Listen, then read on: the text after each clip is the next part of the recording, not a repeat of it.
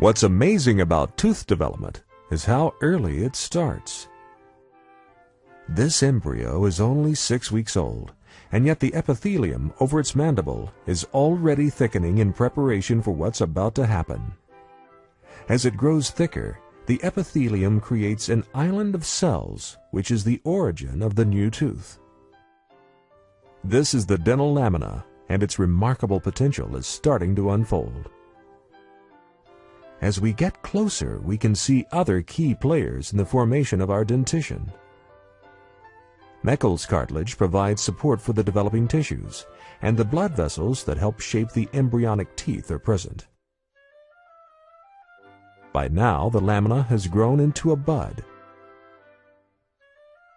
The epithelial cells haven't changed much, but as the bud grows, it starts to bend into a dome in response to pressure from the blood vessels, and the mesenchymal cells underneath condense.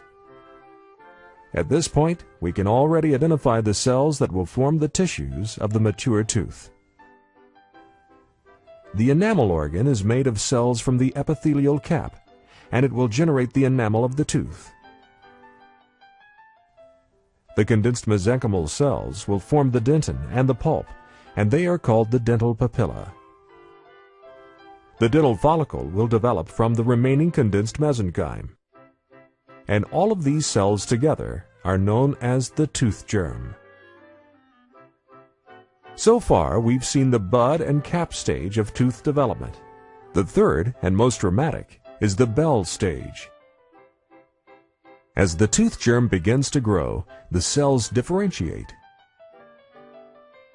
The stellate reticulum is now obvious. Made up of star-shaped cells pushed apart by fluid pressure, it separates the inner and outer enamel epithelium.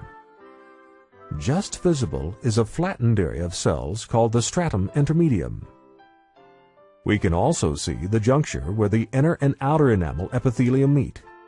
This cervical loop is important in tooth formation, as we'll discover soon. By the time the tooth bud pinches off from the dental lamina at the end of the bell stage, the inner enamel epithelium has folded to form the shape of the future crown. With a scaffold to work on, the masons of the tooth world go to work. The cells of the inner epithelium have elongated into ameloblasts, and the neighboring cells in the dental papilla respond by changing into odontoblasts. Now they move toward the center of the papilla, leaving a thin tube of cytoplasm and a layer of dentin.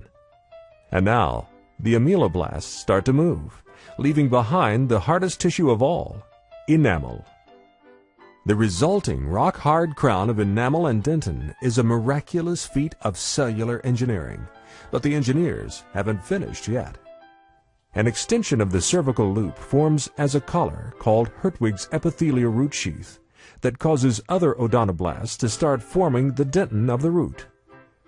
At the same time, the whole tooth starts to move like a biological rocket taking off, and a perfectly formed deciduous incisor is delivered into the oral cavity. Its new owner, of course, is delighted.